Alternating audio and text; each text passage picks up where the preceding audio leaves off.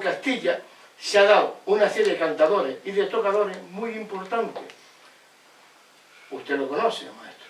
Sin embargo, los andaluces nunca han reconocido esa influencia castellana de los gitanos castellanos sobre el cante y el toque. Y ahí os dejo.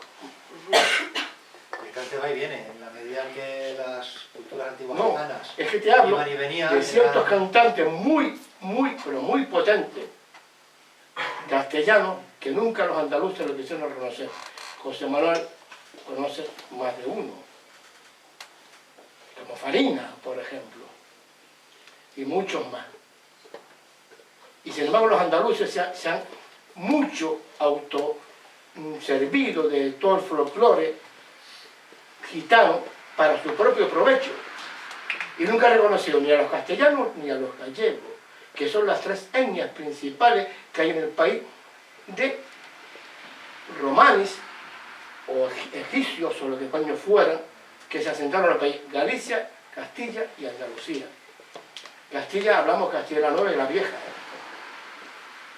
Y sin embargo, hoy por hoy parece que nos centramos mucho en Andalucía simplemente. Y hay una influencia castellana enorme con grandes cantadores y grandes guitarristas ignorados. Vale. Quería preguntaros, porque yo tengo una sensación, no sé si la compartís, de que había un flamenco menospreciado. Yo me remonto cuando llega la televisión a mi casa, soy niño, y la canción española pues siempre se potenciado más las sevillanas, Manolo Escobar, Lola Flores, y hasta muy tarde no se ha escuchado. Yo sí he escuchado a Rafael Farina o a Juanito Valderrama, pero porque mis padres tenían cinta de casete y me gustaban, ¿no? Pero en la canción española siempre ha preponderado un tipo de canción española y ha sido como más, esa sensación que tengo yo, menos apreciado otro tipo de canción popular como el flamenco. ¿No ha habido cierto desprecio mediático? ¿No lo habéis visto así vosotros? Yo mi sensación, la banda sonora del franquismo ha sido la copla. Claro, es así, ha sido muchos años de gente pues, que se adaptaba bien a todo eso. Era música más o menos fácil, con unas letras normalmente pues, bastante lacrimógenas, ¿no? En ese sentido, una cosa sencilla, pegadiza, que hablaba mucho de lo español, hablaba mucho de, muy vinculado también a la religión, etcétera, etcétera. Entonces ha sido un poco la banda sonora de muchos años. Eso no, es normal que eso se rompa completamente, sobre todo en los años 80, cuando empiezan a venir otro tipo de músicas mucho más rompedoras, y por supuesto eso no quieren ni verlo, pues en la movida madrileña, por ejemplo, en la cantidad de grupos, ¿no? En el punk, en muchas otras músicas, y no se quiere saber absolutamente nada de Lola Flores ni de Manolo Escobar, como decía, ¿no? Además, hay muchos casos de esos, la gran mayoría, que están vinculados al régimen, o sea, que son de ideología franquista, no nos engañemos. Entonces, en los años 80 se rompe con todo eso. Lo que es el flamenco puro, por llamarlo de alguna forma, como planteáis, yo creo que es que lo que ocurre es que el flamenco como tal, como algo diferente de la copla, está mucho más protegido y más marginado. Se desarrolla poco más allá de las determinadas familias que lo cantan, que lo practican. Es que es muy minoritario. Es muy minoritario en el sentido que está muy cerrado a las familias. Que son minoritarios, sí. Todo el mundo ni tiene acceso a ello, ni... Claro, las cosas si no te las enseñan, no las escuchas, no te gustan. Y es lo que pasa, que la copla sí que es muy popular y es pues lo que decíamos, ¿no? Que lo que todo el mundo escucha, lo que ponen en las radios, la cantidad de películas que se hacen con esas bandas sonoras, ¿no? Y el flamenco es algo mucho más reducido, más aislado, Es a partir de los años 70, por ahí, cuando empieza también un poco el flamenco a salir, pues un poco de eso, de la fragua, de la cava de los gitanos, de las fiestas de los gitanos fundamentalmente, pues de las bodas, esta de celebración, ¿no? De este tipo de cosas. Entonces, poco a poco ya se va abriendo al resto de la sociedad. Mientras que la copla, bueno, pues ahora hay un revival un poco de la copla otra vez. Hay coplas muy interesantes y muy bonitas, ¿no? Y muy emotivas también. Lo que pasa es que, bueno, es una música que tuvo su época y que ahora es difícil, si no le das una vuelta importante a la copla, como se está haciendo también, y lo está haciendo mucha gente y de forma muy interesante también, fusionando con otro tipo de músicas y demás, hay letras desgarradoras, ¿no? Que son eternas. Entonces, bueno, se trata también de darle esa actualidad que necesita. Por ponerte ahora a cantar como Manolo Escobar no tiene sentido. Hay que darle más, otro tipo de instrumental, otro tipo de ritmos, otro tipo de letra, de dimensión, y yo creo que sigue siendo válido. Sigue siendo válido. Falta un poco de, en el flamenco yo noto, bueno, letras reivindicativas. Por ejemplo, yo el Cabrero sí que lo escuché de algunos, pues una letra reivindicativa, también habla de amor, pero en la mayor parte del flamenco la letra, a pesar de ser una canción popular y que nace del pueblo, noto un poco falta de reivindicación. Estoy de acuerdo, es así. Sí, ¿verdad? Vamos a ver, por centrarnos un poquito en el tiempo. En su corto viaje del flamenco, que antes comentaba que no tiene más de 200 años, se distinguen tres etapas fundamentalmente. Una primera etapa, la etapa hermética que se denominaba. El flamenco quedaba constreñido dentro de un círculo muy familiar, que se desarrollaba dentro del vis a vis, entre familias, etcétera, etcétera. Sobre todo dentro de familias gitanas. Era la época hermética donde el flamenco no estaba profesionalizado, ni existía ningún tipo de comercio con respecto al flamenco, que además lo tenían muy protegido. Hay que reconocer que tanto el pueblo de Andalucía como la etnia gitana son tremendamente religiosos. Un porcentaje tremendo de las letras, sobre todo las más antiguas del flamenco, como tú bien dices, pues tienen que ver mucho, pues eso, con los santos, con la Virgen y otras cosas, ¿no? Luego hubo otra etapa que ya se empieza el flamenco un poquito más a expandir y aparecen en escena los primeros café cantantes, donde determinados personajes célebres como era Silverio Franconetti en el siglo XIX ya empezó a darle una proyección, una dimensión distinta a este género y hacerlo profesional, de modo que ya empezaron a vivir los profesionales, a comer, digamos, de esto. Luego otra etapa, lo que ya conocemos actualmente, mucho más abierta, más proyectada hacia el exterior, que se ha desarrollado de la manera que ya conocemos. Pero es cierto que más que reivindicación, como ya antes decía, que aunque sí nace precisamente como queja, puesto que el flamenco es quejido, es hay y mucho hay. Efectivamente se quejaban, pero no es lo que hoy conocemos como nace, de distinta manera como hoy conocemos lo que es la canción protesta. Efectivamente el Cabrero, igual que Manuel Gerena, por ejemplo, pues han basado sus cantes, sus letras, en letras pues eso, reivindicativas, con un tinte político 100%. Sin entrar en los pormenores, en los detalles de por qué lo hacen así, no de otra manera, eso ya es una cuestión particular de cada artista. Pero el flamenco, efectivamente, las letras son las que son, e incluso también me atrevería a decir, tristemente, que es bastante machista, en general, sus letras. Hay letras que yo hasta me avergüenzo cantarlas, lo tengo que decir así. Pero bueno, tampoco podemos deformar la realidad y menos la historia. Tenemos que hacer fielmente, reflejar fielmente lo que es el flamenco en su esencia. Luego gustará más o gustará menos. Criticaremos o no criticaremos, pero el flamenco es como es. Y efectivamente estoy de acuerdo con lo que has comentado. De todas formas será complicado ser reivindicativo, políticamente hablando, a voz en grito. Es complicado. Sí que hay cierta hay sutileza en el mensaje. Muchas veces lo que puede aparecer un mensaje a lo mejor que tiene que ver con el amor o con tal, pues puede haber ese tipo de sentido. Como en el caso, como he dicho antes, ¿no? De cuál es la mano izquierda y la derecha de la guitarra. Pero claro, si te lo tomas por lo político ahí, pues toda la época del franquismo pues tener problemas. Sí, pero pasada la etapa de la dictadura, hay mucha gente que podría haber salido a escena, sí. de hecho se echan falta mucha gente que salga a Sí. escena con cierto poder mediático a reivindicar, y sin embargo no lo hay. Pero como está el Cabrero, que es el más visible, ¿no? Está Juan Pinilla también, chaval joven. Ha estado Gerena, ha estado Antonio Gales, que sabéis de la que estuvo ahí peleando, ¿no? José Menese, por supuesto, las letras de Francisco Moreno Galván. Pero era complicado, el franquismo con la transición. Luego ya, bueno, ahora es que no hay reivindicación política de nadie, no es lo de Flamengo. La otra mañana hice una entrevista interesante a Merced, la otra mañana, Sí. el miércoles o el jueves, y estuvo bastante bien lo que dijo, sin mojarse demasiado, pero estuvo bien. A mí me gustó lo que comentó. Ponen en riesgo de capital, se mojan. Claro, es que... Al final con Beni viven de Primero hay que llenar la nevera, Es que hay que comer. Hombre, yo me imagino que José Merced ya la tiene llena, Eso bastante digo yo. llena. Ya, pero bueno, ahora mismo hay vacas flacas para todo el mundo, ¿eh? Sí. Y dependiendo de lo hormiguita que haya sido, puedes estar mejor o peor. Más. Yo volviendo a la figura de Paco Lucía y tal, quería hacer hincapié en que, bueno, a mí por ejemplo el flamenco sinceramente no me ha interesado nunca demasiado porque cuando yo era más joven y tal, bueno, pues había otras músicas que me llenaban más y tal, ¿no? Un poco por lo que se decía aquí de las letras y demás y tal, ¿no? Y yo quería hacer hincapié en que Paco Lucía, una de las cosas buenas que consiguió fue que la gente se interesara por el flamenco, pero lo que quería hacer hincapié es que, sobre todo era músico, y la música es universal.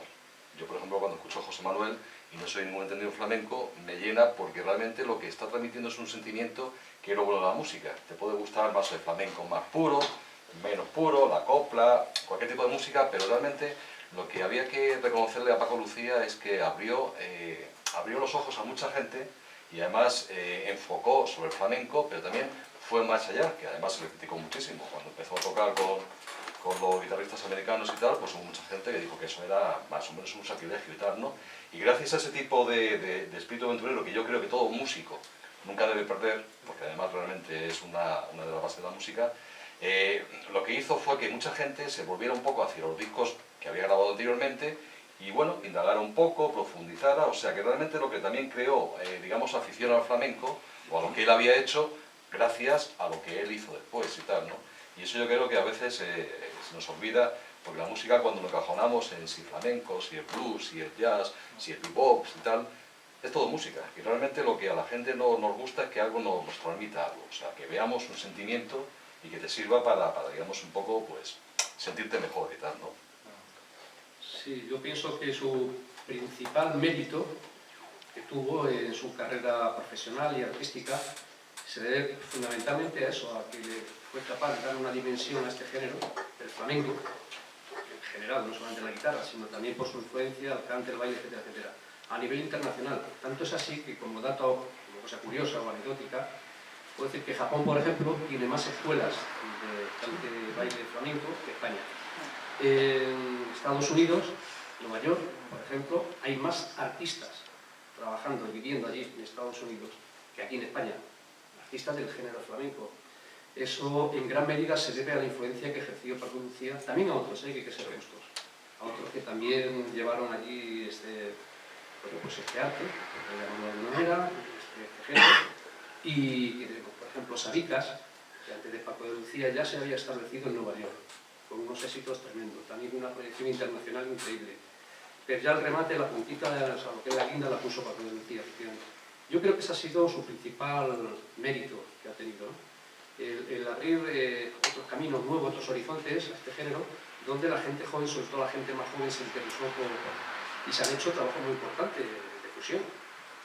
La influencia también de ese tándem que formaron Camarón de la Isla y Paco de Lucía, que si bien en un principio, si habéis escuchado las grabaciones antiguas, pues se basaban solo y en exclusiva en género flamenco muy cerrado, o sea, muy fuerte, muy potente, género flamenco en su auténtica esencia. Pero sin desvirtuarlo, fueron poco a poco dándole paso a otras cosas nuevas, que, bueno, pues me gustó hasta el punto de que, bueno, ya sabemos hoy hasta dónde alcanzó su éxito, ¿no? Bueno. Yo quería preguntar, ya no solo las letras machistas, sino estamos hablando de los guitarristas, pero ¿hay guitarristas mujeres? Sí. Conocidas, no lo conozco, o sea, no, el flamenco no lo conozco mucho. Hay poquitas, pero las hay, buenas. Tienen otra forma distinta de tocar, más suave, más melódica. La mujer para eso tiene ido distinto al hombre. El hombre quizás manifiesta más la fuerza, no sé, ¿cómo explicarlo? La energía vital, ¿no? Esa fuerza de transmitir a la mujer, en ese sentido es más comedida, pero es más dulce tocando. Su toque es muy bonito, como suelen hacer ellas, y gusta bastante, pero es verdad que hay poquitas. Quizás, como dato también curioso, hubo más guitarristas mujeres en la antigüedad, hace 200 años atrás, que a fecha de hoy, curiosamente. Y hablo del género flamenco, no de la guitarra clásica. En la guitarra clásica sí hay muchas mujeres. ¿Algún nombre? Pues ahora no recuerdo, porque memorizar, pues ya digo, son mujeres que datan ya de tiempo muy atrás. No recuerdo el nombre concreto, pero sí me consta y sí sé que, por lo que he leído, que había bastantes. Pero ahora en la Estoy actualidad... intentando hacer memoria de alguna No, concreta, no que hay hemos hecho ninguna- una pregunta, pero no recuerdo Ahora ahora. mismo no hay ninguna guitarrista que yo conozca así. No, ahora mismo no. Al primer nivel, que digas, como hay cantadoras, por ejemplo, ¿no? O sobre todo bailadoras. Bailadoras, sí. Y además sé que hubo también mujeres que tocaban y que cantaban. Y algunas que incluso bailaban, o sea, hacían las tres cosas. Cuando lo ponemos... Que cuando se ponen... Es que no, Y bailar es muy complicado, bailar es más complicado. Imagínate que yo bailando con una guitarra que haciendo... Tú no, pero una mujer sí. Hasta ahí, pues no te podría decir si ha ido. Pero la interpretación de cantar y tocar sí la ha hecho también. En cualquier caso, un poco en su origen, volviendo otra vez a ese ámbito más reducido de la familia gitana, por ejemplo, celebrando tal, ¿no? Ahí todo el mundo canta, todo el mundo toca y todo el mundo baila. Y bien. Bien, además, o sea, lo que pasa es que claro, a nivel profesional ya no, pero todo el mundo se desenvuelve, vamos, con su altura. Hoy en día, pues, es diferente. Ya no existen esos núcleos familiares, sí siguen existiendo, pero bueno, ya no es igual que antes y se ha profesionalizado todo mucho más. Es que hablabais de lo machistas que pueden ser las letras, Sí. pero tiene una lógica, porque si han salido de ahí, Sí. pues tú fíjate, hoy día no sé, me imagino que será ya la cosa un poco más, pero que el círculo ese cerrado que tenían de la mujer, y si han salido de las letras, pues a ver qué letras pueden salir. Es el reflejo de la sociedad en la que estaban. Creo que No, de la sociedad. en la que estaban.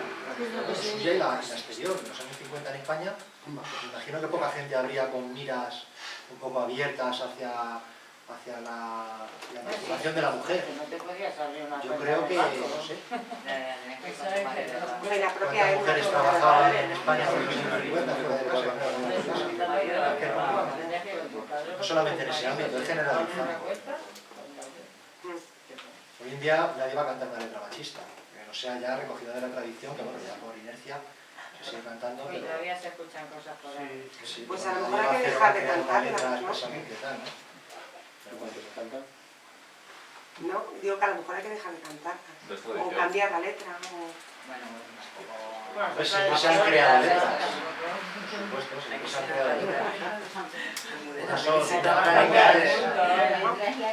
Una cosa es la tradición y lo que se recoge, otra cosa es lo que se va creando. Luego hay gente que hace letras. Bueno, Pues muchas gracias. No, vamos a ir, ahí sí Por que... vuestra asistencia y por haber aguantado hasta ahora. José Manuel, perdona que insista, pero... No, José Manuel, Sí, sí, sí. no, perdona que sí. ¿Nos vas a despedir sin que nos ofrezcas una pieza? Esto ya es exportación, ¿eh? Con respecto al maestro, no me atrevo. Puedo hacer un pequeño apunte de entre dos aguas, pero no me atrevo a sacar la entera porque, sobre todo por respeto.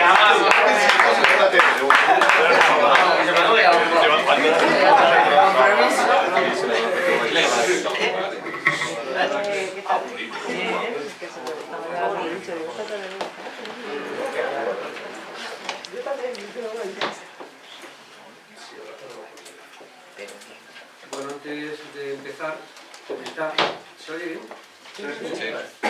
Comentar que esto que voy a intentar hacer, voy a hacer una pequeña estrofa, es lo que le llevó a Paco Lucía a la fama internacional, aunque ya aquí sí que la tenía, ¿eh? Hay que hacer honor a la verdad, y la verdad es que allá por el año 72, aunque Paco Lucía por esa fecha no era muy popular que digamos, solamente lo conocían en determinados ámbitos muy reducidos, y sobre todo dentro del ámbito de los profesionales, gente del mundo del espectáculo, etcétera, etcétera. Por esa misma fecha coincidió que se conocieron él y Camarón y proyectaron, como hemos antes comentado, pues esto a lo que ya conocemos. Pero lo que sí le dio su verdadero impulso, lo catapultó, fue Entre dos aguas. Ya también hemos comentado cómo surgió, fue una cosa fortuita, o sea que surgió, que no lo tenía muy elaborado siquiera, pero como dato curioso puedo aseguraros que es tremendamente complicada. En esta obra ejecuta, como he dicho, en un segundo es capaz de meter 8 notas, eso no hay quien lo haga, salvo él, lo hacía en su momento. y es muy complicada, hasta el punto de que la obra completa son 11 partituras, y 11 partituras desarrollarlas sin tener cultura musical, que los flamencos en general no la tenemos, no somos músicos. De hecho, una de las complicaciones, o sea, uno de los mayores problemas que tenemos cuando tocamos los flamencos es que tocamos sin una partitura, es decir, sin un guía burro delante, que nos vaya diciendo lo que tenemos que hacer. Eso es una ventaja por uno y una desventaja por otro. Desventaja, pues que en un momento determinado, como a mí me ha ocurrido, y no sé si os habéis dado cuenta, que he tenido algún fallo, pero he podido corregirlo sobre la marcha y bueno, pues sale el paso, porque no está sujeto el flamenco a esa disciplina, a esa métrica que tiene, por ejemplo, el clásico. Tiene, digamos, esa ventaja, pero desventaja también tiene otras, y es que, bueno, al no tener delante una partitura que te va guiando, pues tiene que tener una cabeza, una memoria tremenda. Y eso es precisamente lo que pasa con esta obra de Entre dos aguas. Yo la sé tocar entera, pero si me pongo a tocar entera, lo más probable es que a mitad de camino pues se me olvida alguna cosa y me atasque. Entonces, bueno, pues eso hay que practicar mucho, mucho, mucho, y yo la verdad no la tengo muy practicada. Aún así voy a intentar hacer un poquito de Entre dos aguas para que más o menos hagáis una idea de cómo va, ¿vale? Bueno, pues vamos a ver si sale. Podría centrar un poco la guitarra, que ya me está pidiendo.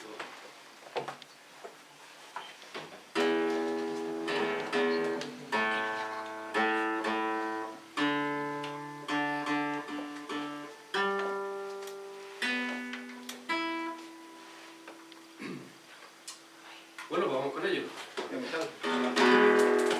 Pues es algo parecido a esto, digo parecido, bueno.